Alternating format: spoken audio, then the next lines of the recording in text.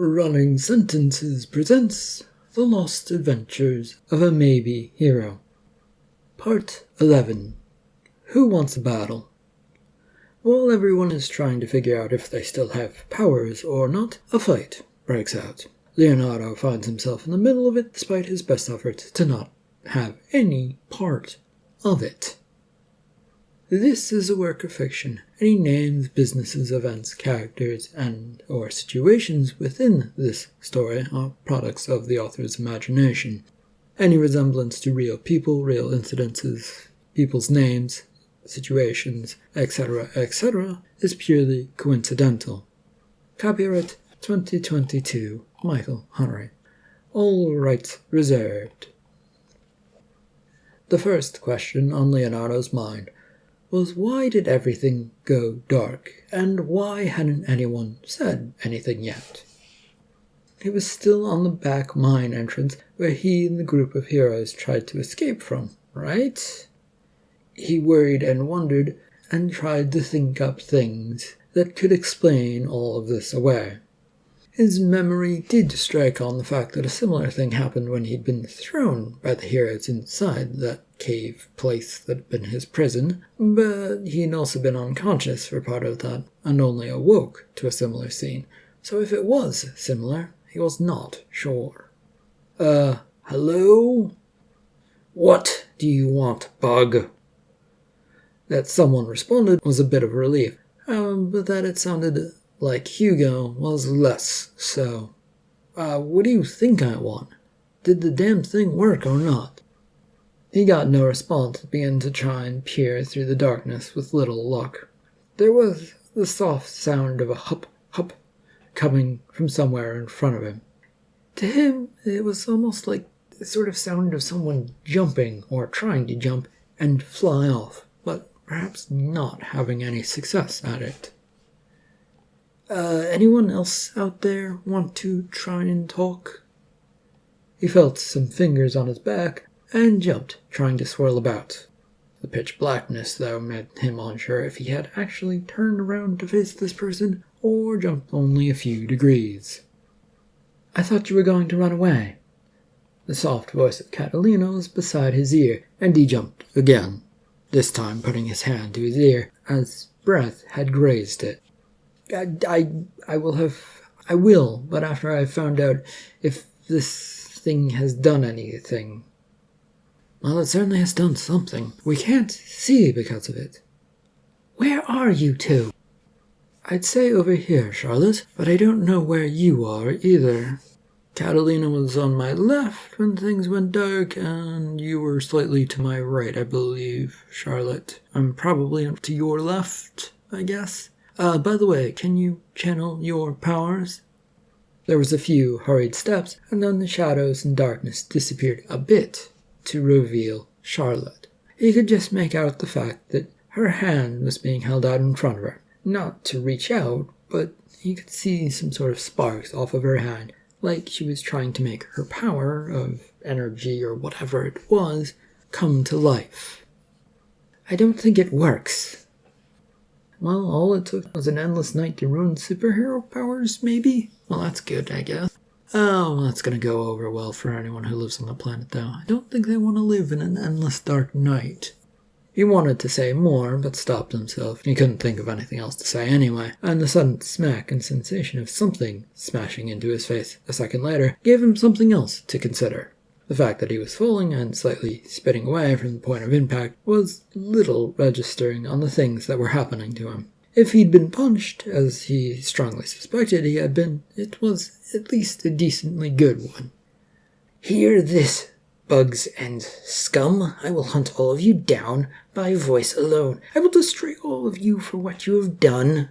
The dusty ground greeted Leonardo as this was being said, and he was more than a little dazed trying to deal with it all. The shock of pain rattled him and his mind, but now that he knew where it was coming from, he decided it was a good time to do what he'd planned on.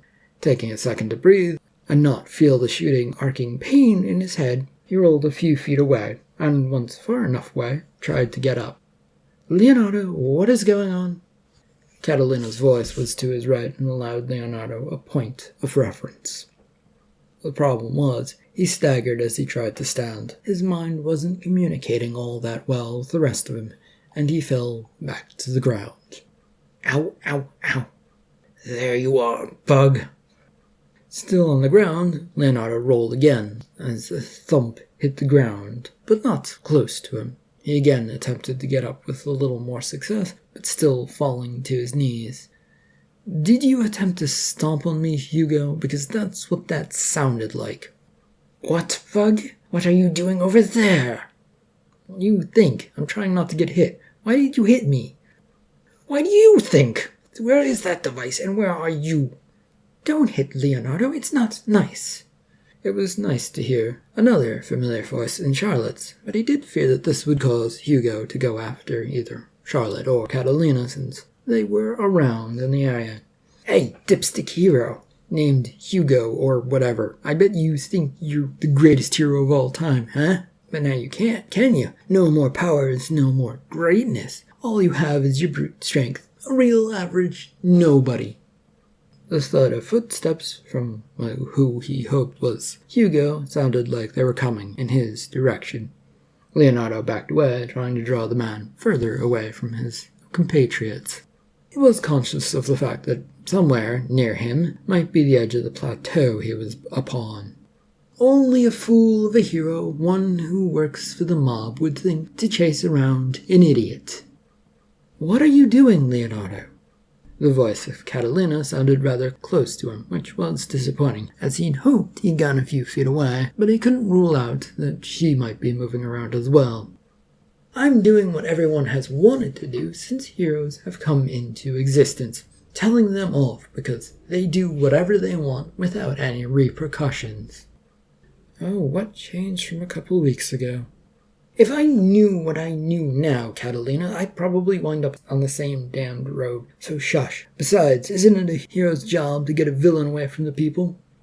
He didn't listen for an answer, as he was now running off away from where he hoped her voice was coming from. The heavy footsteps kept following him, despite learning what he was doing. He hoped that the anger that Hugo had wasn't going to go away suddenly or shift onto someone else. What to do after the man caught up to him and began throwing punches and kicks? Well... His foot slipped for a second, searching for solid ground and not finding any. To make matters worse, his momentum was taking him further, since it seemed like he could stop now. Judging that his best hope to stay upright was to stay on his feet, felt his free foot land on a slippery slope, and his other foot quickly followed. He kept running, hoping that leaning back while going forward on the loose gravel on the side of the mountain wouldn't cause trouble. His luck would, however, run out about 5 feet away from where he took a step off of the plateau. The rocks under his feet didn't allow for an easy descent, and his footing instead began sliding out from under his shoes. Crap! He tried to catch himself, but tilted forward in his attempt to catch himself, which only pushed him head over heels, with himself flailing about, and he soon went end over end. It was a dizzying array of darkness, whether he closed his eyes or kept them open. All he had was the sensation of going around and around and around. Eventually, Leonardo began tucking himself into a ball, hoping all of this would come to an end soon without smacking into anything. The brush and weeds, which he could feel on occasion as they went by, were there and whipped at him, but didn't help slow him down. He did his best to try and hold the tucked roll that was getting harder and harder with each bumpy hit he took, and then, suddenly as it had started, it was over. His momentum came to a stop, and he rolled a bit further, but didn't keep going downwards in this moment. It was a win for him, as he relaxed and laid out for a second. His breathing was heavy and ragged, and that was because everything seemed to hurt on his body.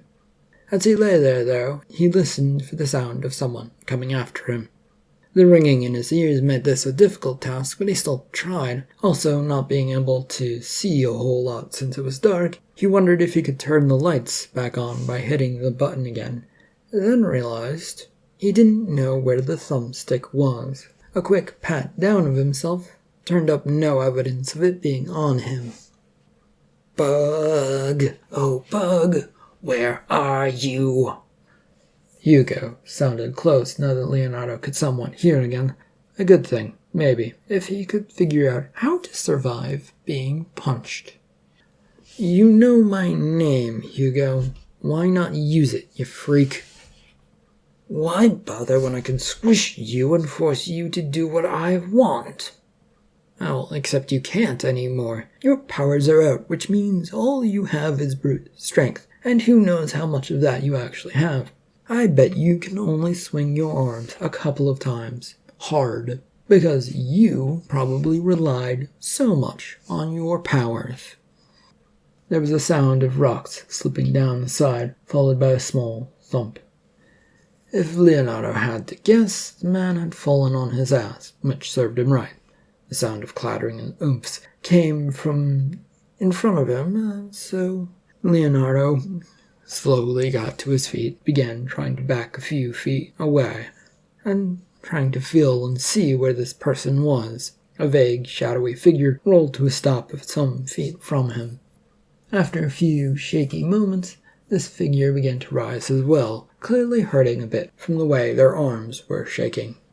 Leonardo, what do you think will happen once I get that clicker back because I've beaten you to a pulp? Do you think that escape was an option? I was being nice to help save the world from the likes of you, but now?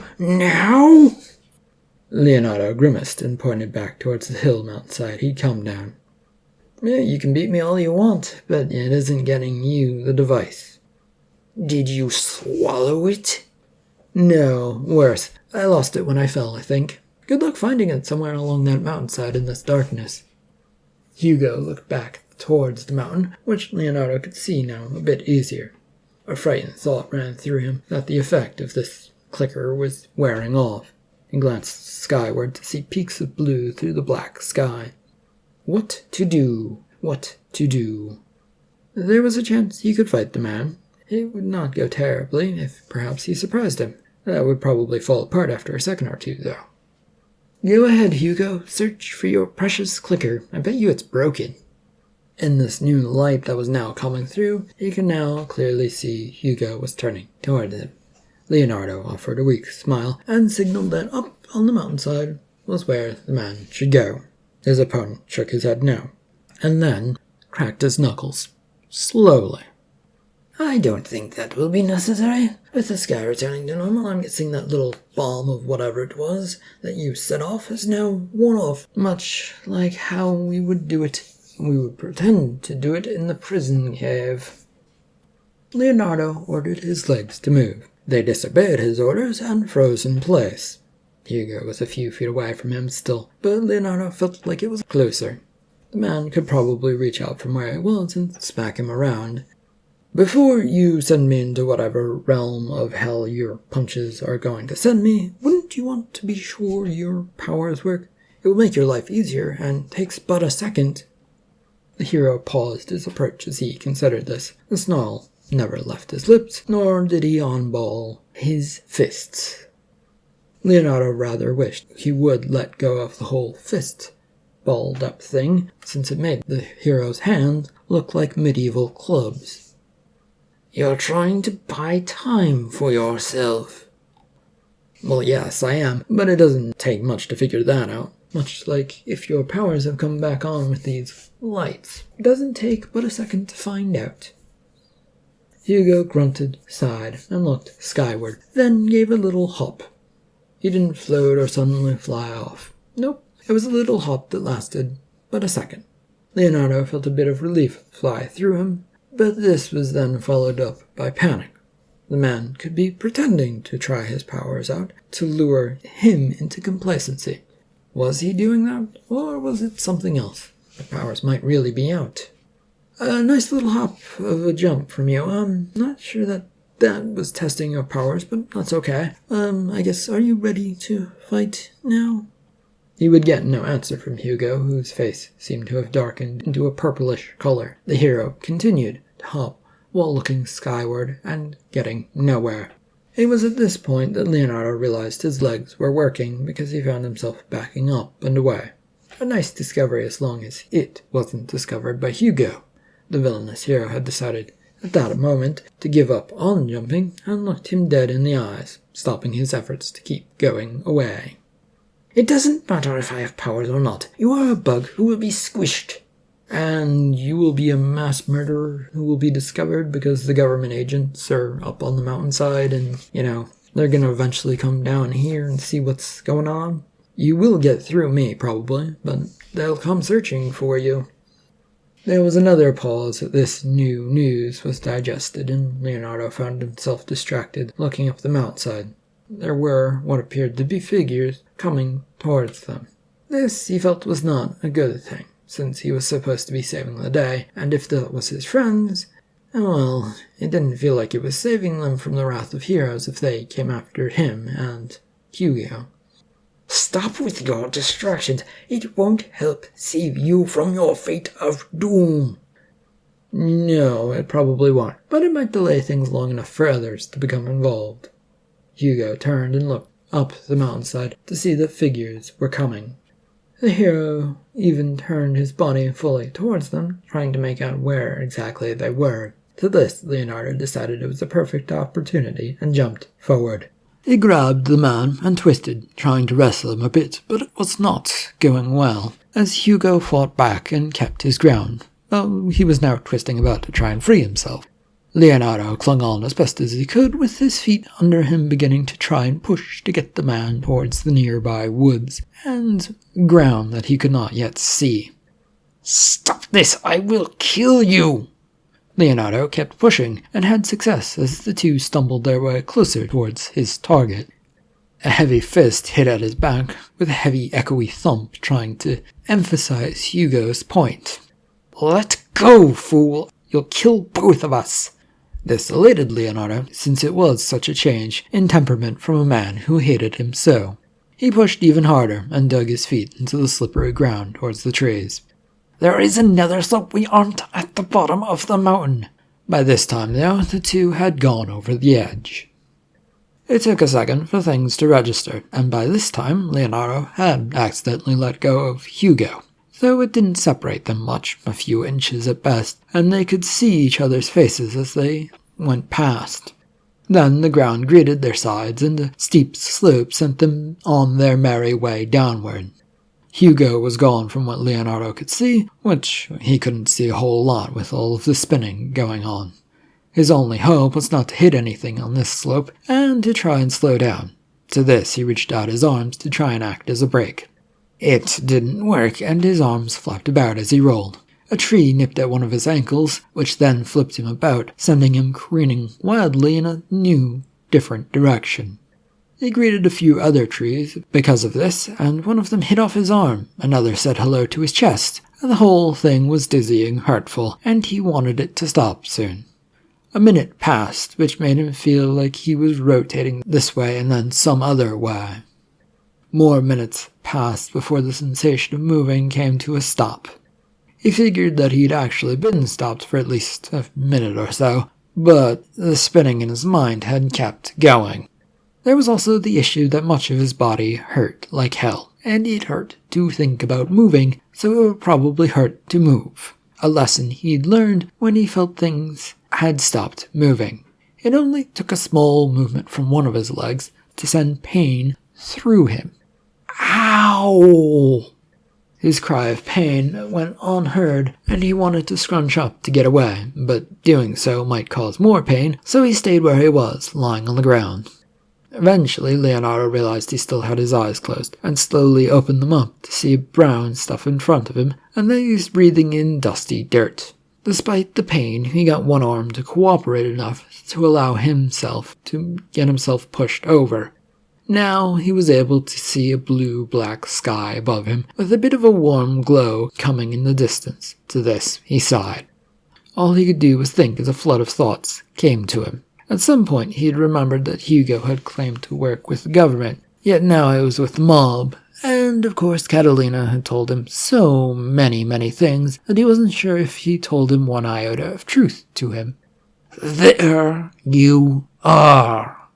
Leonardo looked up to see Hugo. The man looked black and blue, and standing more than a dozen feet away, but on his feet. Though he was also leaning against a tree, doing his best to hold himself up. He was up, despite the dark bruises across his face, and from what Leonardo could see, on the man's chest, which was also bleeding, as his torn shirt with revealed spots here and there. Leonardo cocked an eyebrow at the man, who pushed himself off the tree and began a slow, lumbering walk towards him.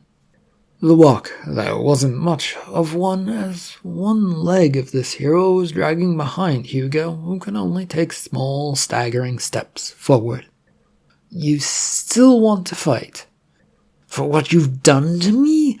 For what you've taken from me? Yes! With a sigh, Leonardo tried to get up himself. He managed to get half sitting, all the while the hero still ambling his way, slowly forward, though in a very mad scientist Igor, hunched-over fashion. Before we go do the whole punching thing, I do have some questions. Don't care. I expected as much, but I'm going to ask anyway. Why did you say you worked for the government and that the government had put me down in that prison you owned? The sound of Hugo's foot dragging on the ground came to a stop. Leonardo was no longer looking at Hugo as he continued his struggle upwards, getting to his own feet in a wobbly manner. He worried that staying upright wasn't going to be possible for very long, then remembered he was about to be punched. So either way, he was going to wind up back downward. Why did I do that? Because it was already what you believed in. Daniel said it before your time in there, so everyone began believing it despite not having any evidence to show it as true. We did plant evidence later, but that was after the fact to help things along once we learned. And the phone call? Were those planned? The first one that we found out about? No. We never knew that until we looked back on the security footage that someone had slipped you a phone. Still don't know who it was, but I suspect Bethany got in there. And, Bethany, she have superpowers to do with invisibility, projection, image, or bodily. What are you getting at now? Why aren't you just standing up to take your punches? I'm just a thought in my mind, and all this mayhem. You forgot all about the superhero projection or image thing that you caught outside the prison. The hero slowly thought this over, shaking his head a bit, yes, but trying to keep it discreet. There was little reason to do so anymore, but Leo let it go. He wanted more information, and complaining about what was and wasn't happening wasn't going to help. Well, you were half right about that, by the way, that I was there looking at things and looking at the top of the prison. But I was only there seeing events, and I did feel like I got shocked, but it wasn't me, like I was projected there by someone. I don't know anyone who has those type of powers or any of those type of things, but there you go. So after I beat you up and leave you for dead, I'll have to go do the same for Bethany. Fine by me. I'll just meet up the rest of your friends while I'm at it. No, don't do that. I didn't mean to rat her out, or just looking to connect some last dots of information. Hugo had wobbled his way closer, looking no more stable than previously. Both were now barely standing and swaying as they moved towards one another. At about a foot apart, they finally stopped, with Hugo raising one arm, looking like he was going to cock it back to throw a punch. Leonardo moved a foot back to support himself, while waiting for the punch. Instead, they swayed there in the breeze, both waiting for something to happen. For someone who threatened to beat me up, you are terrible at it. I'm stuck standing here waiting for this to happen, yet you haven't done it. Oh, shut up. I'm getting around to it as soon as I can. I did, thanks to you, take a massive tumble down 2 fucking mountain slopes. Ah, you discovered what it is like to be a regular person then, again. Hopefully, maybe. Congrats. And how are you standing, by the way? I feel like I could fall over any second now. I did do enough body training to survive stupid crap like that and keep going. You think I'd just give up when an ass like you still lives, breathes, and wobbles about? Oh, well, that's unfortunate for me then. I guess we have to fight then. And, if you could, throw your punch soon, please. The fist finally came forward, but it had no energy behind it. Even so, Leonardo felt like he couldn't do much to defend himself from it. He tried, sort of leaning backwards, but he was slow, and the punch was a little bit faster than that. And so it came kissing to his cheek, bruising towards his cheekbones, but in a grazing manner as it passed by. Both men fell to the ground as their momentum took over. Hugo from his punch, and Leonardo from his leaning on wobbly legs, giving way. The leafy ground crunched under them as they both quietly lay for a minute staring at the sky. Hugo. What? Why do you care so much about any of this? That's the thing you want to know about now? Well, I do it because I like it. Plus, when you get control of an entire organization ordering them about, I wanted to be part of something big that I could take over at some point, and now I've gotten what I want. And you did, and now you seem to be obsessed with me, which doesn't make any sense. Charlotte and her powers, sure. I get people wanting her since they were saying things about heroes not coming about lately, but me? What have I got other than parents who hate me? You don't have powers? The fact that there was some surprise in the villainous hero's voice made Leonardo sit up. Was someone finally believing what he had to say? No, well, no, but maybe, but no. I only ever ran around wanting to be a hero because I needed to get out of the house I was stuck in with no memories. That's all because of my parents, and I guess the mob as a result. Oh, you were the one my former boss talked about. The mob set up some fancy thing to get two heroes out of the picture by blaming their kids. Leonardo looked over at the man and with a painful shrug at him. It sounded about right for how things were going. Now the only thing left was if these powers were going to return or not to this group of people. The morning sky was now out, and the blackness that had blotted out even the stars was nowhere to be seen. I guess so, Hugo, I guess so. He slowly began to get up, wrestling his body back into a standing position. The aches and pains were still there, but dulled ever so slightly. And he now felt like he wasn't going to wobble over simply because his muscles were spasming. What do you want to do now, Hugo? You can run away or try and beat me up. I don't think the second option is going to be very rewarding for you, though, and it just probably won't work out. The man had also slowly gotten up, looking much steadier than he had previously, which was not a good sign. Leonardo felt his stomach sinking at the sight, since the man had been obsessed with beating him. And did I ruin some grand plan of yours, by the way? Or was it just that you believe what the mob told you about me? A little of both. How so, Hugo? Don't just say a little bit of both. It would be a bit odd of them to put in so much effort disguising and hiding someone away simply because they said they had powers. It isn't worth the money just to get your parents out of the picture when they could send all of their heroes they had after them and just wipe them out. The hopefully former superhero had begun to approach him slowly. The look he gave was one of one stalking its prey. One that was even, cool, calm, and now actually ready to fight. Leo gulped and hoped that this would either be quick or that something would interfere before the planned beating happened. It wouldn't be much help during or after, so definitely before the first punch came. Although now that he thought about it, the first punch had already been thrown, but hadn't done much. So maybe before the second punch.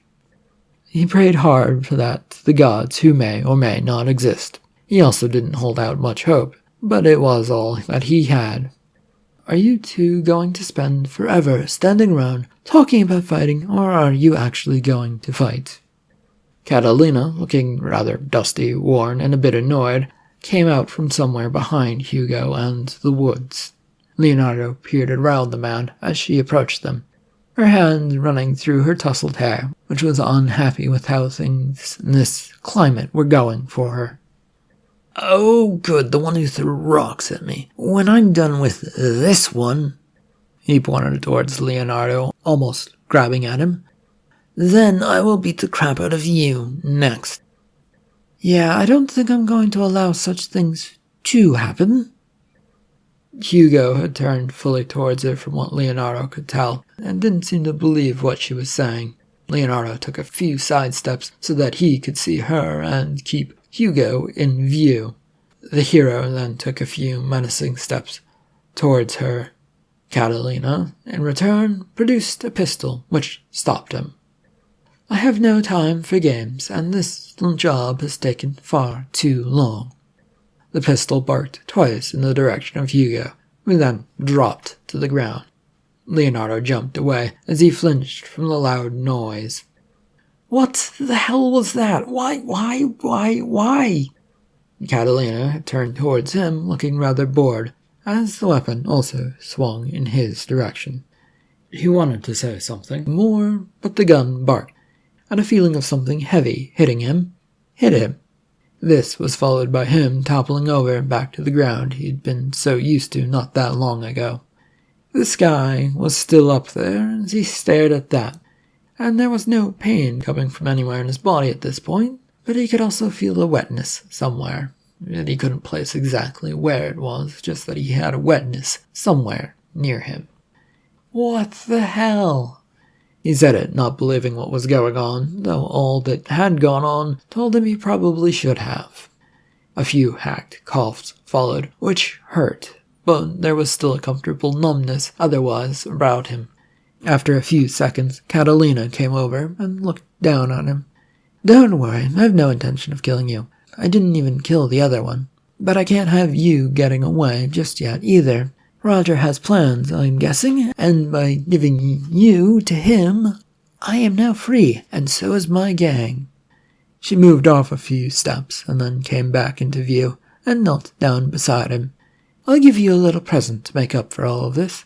It is surprising what one comes across on the mountainside, just lying around." He could feel her pushing something, probably into his pants pocket, but again the numbness prevented him from feeling much. "I hate you." I'll take it since I'm used to it. See you around." "I don't want to see you." He hadn't need to say this, as she had already left, whistling as she went. Left all alone, all Leonardo wanted to do was stare up at the sky. But the sounds of others nearby took that away, and he wondered who they might be. He had tried to struggle to get up, but he was not having much success in this endeavor. "Oh, I see Leonardo over there." Leonardo hoped that he wasn't hearing things, since that sounded like Charlotte's voice. It would be nice to have someone who was nice to him around for once, instead of the mayhem that had occurred not too long ago. He finally managed to wrestle himself to sit up a bit and looked over to see a group coming towards him and Hugo. Roger was somewhere near the back, trying to blend in along with his parents, who seemed to want to hold back and not be seen. Surrounding them and among them were the many military-looking guards from before that had joined them. Well, if it isn't the group of people I thought I might not see again. How fun. Charlotte came to a stop when she saw his pale expression, and then the wound. "Oh, what happened here? Have you been shot by someone? Is that hero person over there shot as well? Did you do it, Leonardo?" "I do not have a gun, so no. As for being shot, yes, the two of us were shot by Catalina, of all people, and then she went off to who knows where." Roger had made his way through the group who had all stopped by Charlotte and were staring at the sight. "Oh, good to see you alive. But would you happen to still have that device that you stole, well, Catalina stole and that you used?" Leonardo waved his hand towards the mountain.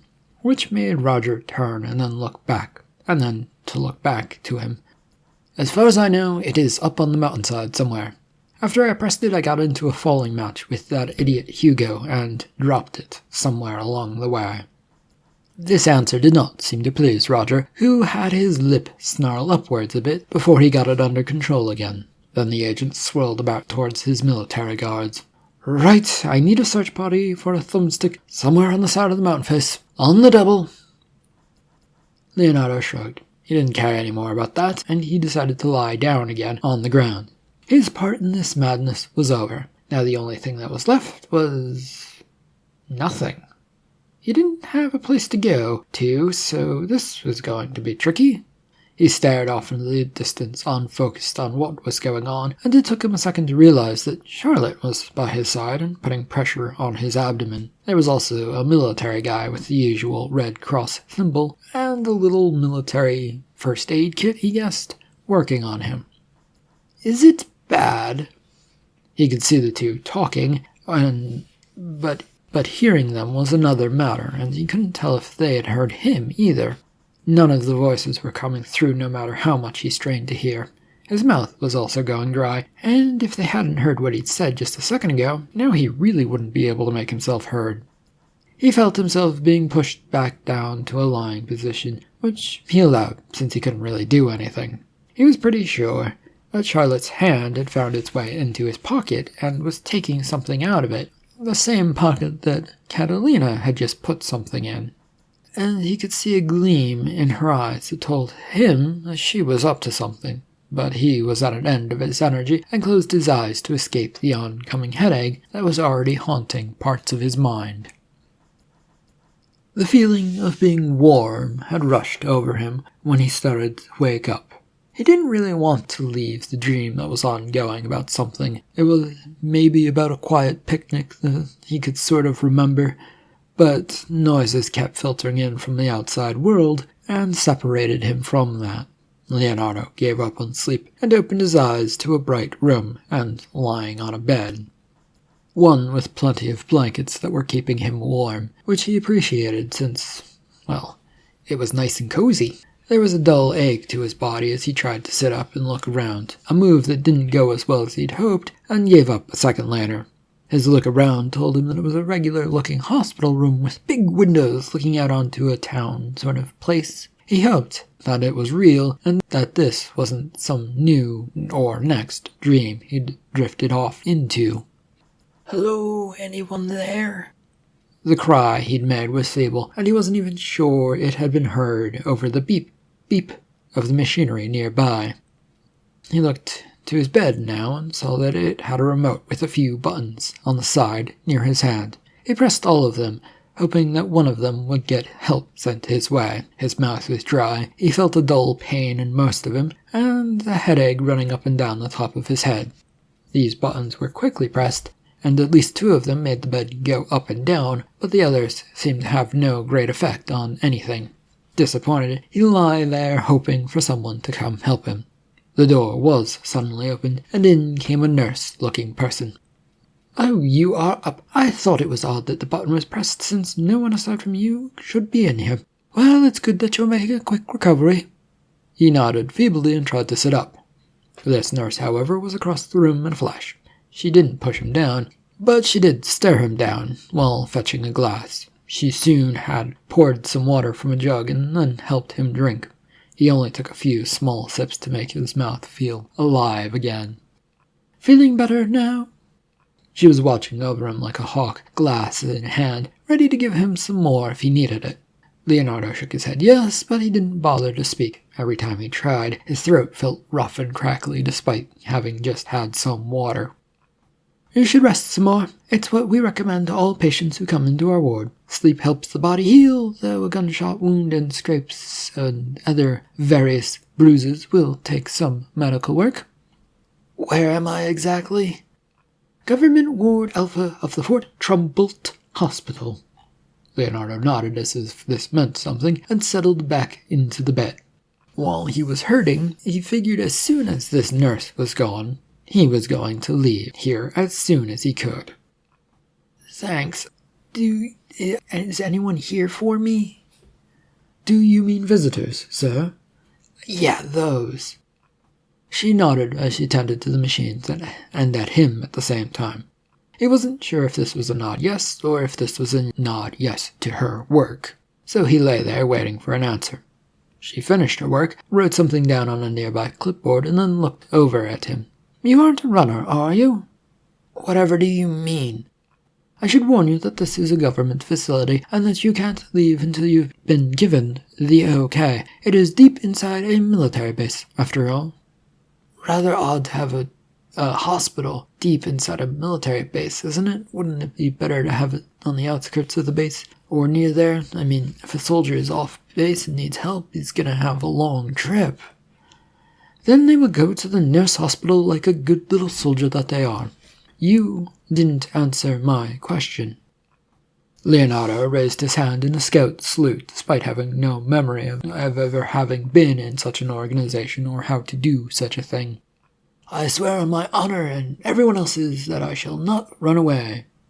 The nurse didn't respond, but seemed to eye him as she headed out. Soon alone, he tried to get up again while being careful. The last thing he wanted to do was make the machines he was still attached to yell out that something was happening. Okay, up and at it. Need to shut these things off, and maybe that will help me get out of here. First, though, he threw off the covers, keeping him warm and comfy. His legs looked harsh, with the bruised spots going up and down them, and the hospital gown did little to make them look okay. On the bright side, there didn't appear to be any bandages on his legs as he swung them out to touch the ground, then froze as the door was open. He stared at it as it only opened a smidge, then a person squeezed their way in when it opened a little bit further and closed the door quietly. Charlotte turned to him with a bundle in her hands. Hey, you look terrible, but I guess that's fine, if you're up and about, right? Anyway, I have some clothes, and we need to get you out of here. Leonardo's mouth was open, and he tried to figure out something to say. His jaw was working, going up and down, but the words... She came over and dropped some clothes onto the bed, and then hurriedly turned towards the machines. I'll figure these out. You get changed. Doing as he was told, Leonardo got dressed, trying his best not to mess with the wires attached to him. This left him shirtless as she powered things down. Why are you here, and what are you doing? I figured that the government, after hearing about what you are, would want to put you under observation, since that's what they tend to do with the people. That is no life to lead, and you've already dealt with a lot. Thanks, I guess. With the machine now turned off, he took off the diodes on him and then threw on a t-shirt plus a sweater. He began moving towards the door, which his sister had already opened and was peeking out of. How are we getting out of here, by the way? It is a military base. I have a connection to get us out of here.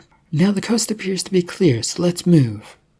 She hurried him out, and he did his best to keep pace with her, but being hurt, he was slow. It was a good thing that the hallway that they'd come into was empty of any life aside from them. Come on, Slowpoke. We don't have time to walk. I am hurrying, but slowly. My problem is I'm rather stiff and hurt from my little terrible battle and my fate at the hands of one Catalina. Charlotte had come by his side, giving him something to lean on, which helped move them along a little bit. The still clear hallway, though, was bothering him. There should be people at a military hospital, shouldn't there? He had plenty of time to ponder this question as they arrived at an elevator and were not bothered, and Charlotte then hit the call button for it. Those questions gave way to wonder if it was okay to take an elevator out of here. It would be better for his injured self. It seemed like it would get them caught. The doors opened, and inside stood Catalina. Told you I'd see you later. No. Aw, and here I am, perhaps your only way out of here, unless you wish to risk the front door and a long run across the base. With a look over to Charlotte, Leonardo felt like he didn't have a choice and shrugged. I will only go if you promise that this is the last time you will ever see me again. No, sorry, no can do. Charlotte had pushed him inside and hurriedly got in herself. Sorry about this, Leonardo, but she is a thief, and she's probably the only one who could help us and knows how to get things out of places. There was a blush coming from Catalina, who held up a card and swiped it through a card reader next to the buttons. You are too kind, and since you are kind, I shall save you. And I shall save Leonardo as well, although he doesn't seem to want it. The door slipped closed, and it slowly began to descend. I do not trust you, Catalina. She turned to him with a smile. But you will have to if you want out. So do you want out, or not? Yes, I want out, but you aren't going to let me walk away once we've escaped, are you? Well, maybe. I could use some super-powered heroes for my gang. Leonardo leaned against the elevator wall, shaking his head no. He wanted off this wild ride, but that would apparently have to wait for some other time. End of part 11 and the end of the lost adventures of a maybe hero. Thank you for listening.